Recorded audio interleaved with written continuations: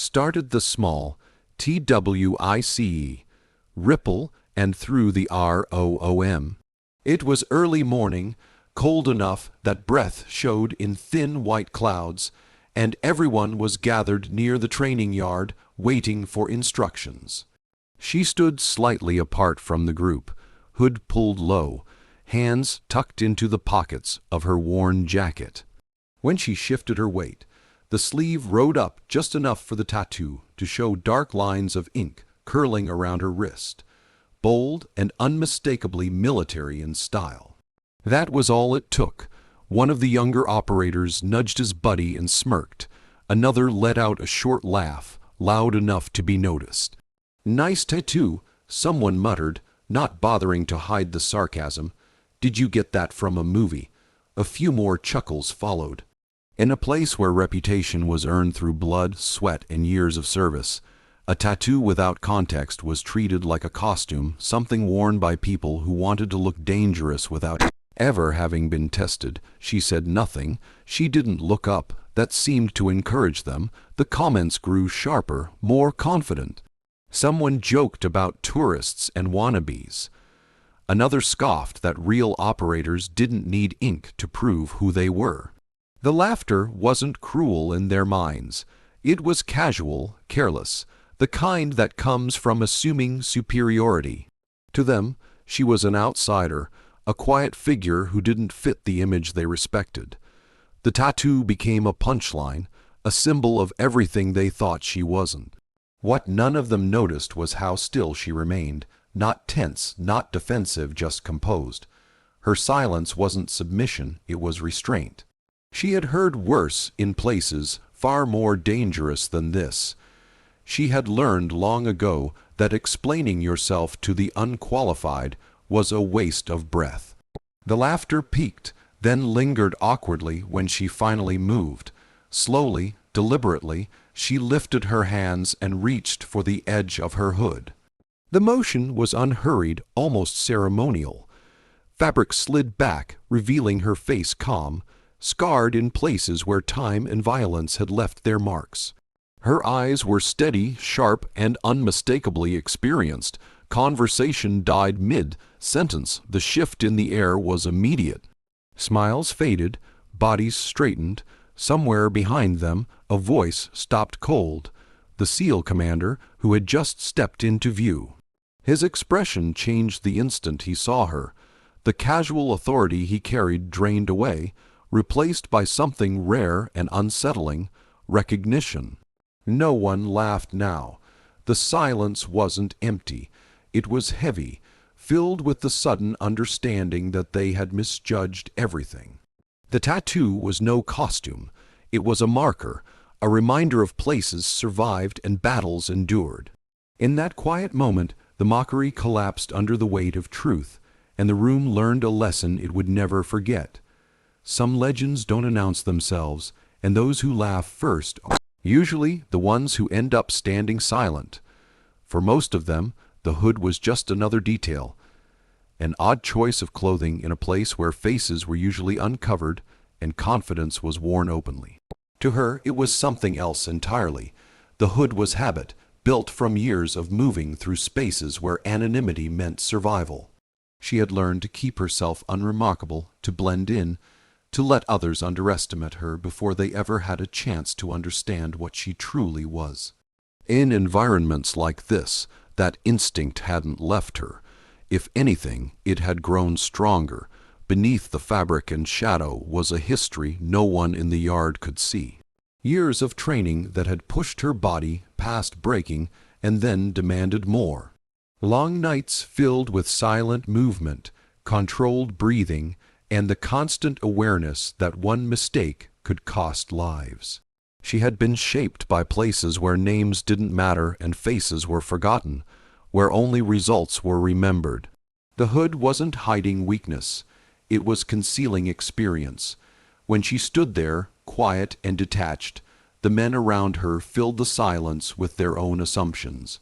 They saw a woman alone, covered up, not engaging. In their minds, that translated into inexperience, maybe insecurity. They mistook her refusal to perform confidence for a lack of it. They didn't know that confidence at her level didn't need an audience. The truth was, she had worn many identities before, some official, some never recorded.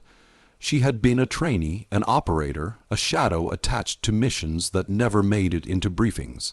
She had stood in rooms where decisions were made that changed outcomes no one would ever publicly acknowledge. Her name had passed through encrypted channels, not roll calls. The people who knew her worth didn't talk about it, and that was exactly how she preferred it. The hood came back slowly, not as a dramatic reveal, but as a quiet choice. When she pulled it away, it wasn't to prove anything to the men who had laughed. It was because the moment required clarity, because someone important had recognized her, and the mask of anonymity no longer served its purpose. Her face carried the calm of someone who had already lived through chaos and survived it enough times to understand its rhythm. In that instant, her hidden identity reshaped the entire room. She wasn't just another recruit or visitor. She was someone with history, someone whose presence alone altered the balance of authority.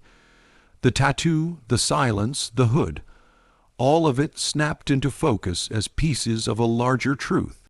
Hidden identities aren't built on deception. They're built on necessity. For her, staying unseen had never been about fear. It was about control, control over when to speak, when to act, and when to let the truth surface. As the weight of recognition settled in, it became clear that the hood had never defined her. It had merely delayed the moment when others would finally see who she really was, and by then, it was already too late to laugh. The moment the SEAL commander recognized her, everything shifted in a way no rank, insignia, or shouted command ever could. He stopped walking, not slowed, stopped. A man known for decisive movement and unquestioned authority stood perfectly still, eyes fixed on her face as if the past had stepped out of memory and into the present. The casual noise of the yard drained away, replaced by an uneasy quiet that spread as others noticed his reaction. Those who had been laughing felt at first a tightening in the chest, a subtle instinct that something had gone wrong. The commander's expression was not anger nor confusion. It was recognition mixed with calculation, the look of someone rapidly reassessing a situation he thought he understood. He had seen that face before, not in comfort, not in ceremony, but under pressure, in places where orders were whispered, not shouted, where success meant silence afterward, where failure was never publicly discussed. He took a step forward, then another, his posture changing as he closed the distance. The authority in his body didn't disappear. It refined itself. His voice, when he finally spoke, was lower than usual, stripped of command tone, and filled instead with respect. "Ma'am," he said, that single word landed harder than any reprimand. Every head snapped toward him. Confusion rippled through the group. This was a man who addressed almost no one that way. Titles mattered here, hierarchy mattered, but this was different. This wasn't protocol. This was acknowledgement. She inclined her head slightly, not smiling, not correcting him. She didn't need to. The exchange said everything without explanation. In that brief moment, her position became clear, not necessarily higher in rank, but deeper in experience. The kind of experience that didn't sit neatly on organizational charts. The commander's silence after that spoke louder than any speech. He didn't ask who she was. He didn't demand credentials. He didn't question her presence. He already knew enough to understand that questions would be inappropriate. Whatever she had done, wherever she had served, it had left an imprint strong enough to override instinct and ego alike. Around them, the men who had mocked her felt the weight of their mistake settle in. They replayed their words in their heads, now stripped of humor and filled with consequence. The tattoo they had laughed at was no longer decoration. It was evidence. The hood was no longer strange. Shit was deliberate. Her quiet wasn't weakness. It was discipline. Authority, they realized too late, isn't always loud. Sometimes it walks in quietly, lets others speak first, and reveals itself only when necessary. The commander straightened and turned to the group, his voice returning to its usual firmness, but something had changed. The edge was sharper now. "Training starts in 5, he said. "Be ready." No explanation, no justification. As he walked away, the yard remained silent. She stayed where she was, hood down now, eyes forward. No one laughed anymore, no one spoke. Respect had been enforced without punishment, without raised voices, simply through recognition. In that silence, everyone learned the same lesson. True authority doesn't need to assert itself. It only needs to be seen once, and after that, nothing is ever the same. She was used to spaces like this, wide, open, and heavy with unspoken rules written long before she arrived. The training yard wasn't just concrete and steel. It was tradition, hierarchy, and expectation layered over decades of male dominance. Every stance, every look, every laugh carried the assumption that strength had a certain shape and a certain voice. And she did not match it. She never had. From the beginning of her career, she had learned that being capable was not enough. In rooms like this, she would always be measured twice, once against the standard, and once against her gender. She had felt the pause when she entered briefings, the subtle recalculations, the unspoken question of whether she belonged. Early on, she had tried to fight it with words, with credentials, with effort. Over time, she learned something more effective: silence and results. The men around her carried their confidence openly, shoulders wide, voices loud. Many of them were excellent at what they did. She respected that. But respect did not blind her to the pattern. How quickly competence was assumed in them, and how rarely it was assumed in her. The tattoo, the hood, the quiet presence had all fed into that bias. It was easier for them to laugh than to consider they might be wrong. What they didn't understand was that she had survived systems designed without her in mind, training programs that tested endurance without mercy, missions where failure would be blamed faster than success would be credited. She had learned to move through those environments without asking for permission, adapting without complaint. She didn't try to dominate the space, she mastered it. Her strength had never been about matching their volume. It was about control over breath, over fear, over impulse. While others learned to project authority, she learned to conserve it. While others sought recognition, she learned how dangerous recognition could be. In the field, standing out could get you killed. Blending in kept you alive. That discipline followed her here. When the laughter died and the commander fell silent, the shift wasn't just about rank or history.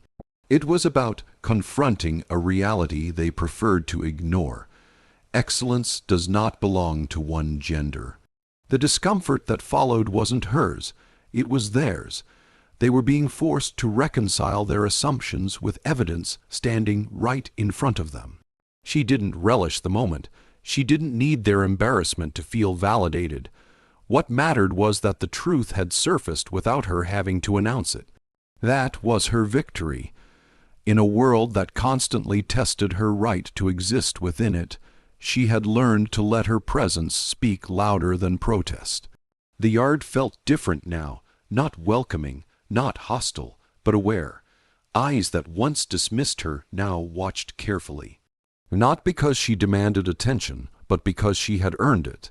And as she stood there, steady and unshaken, it was clear that she didn't succeed despite being a woman in a male-dominated world.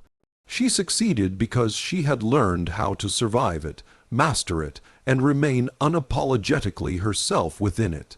The reversal was complete, though no one announced it out loud.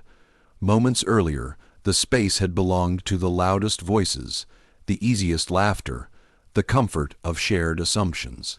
Now, that same space felt heavier, charged with awareness.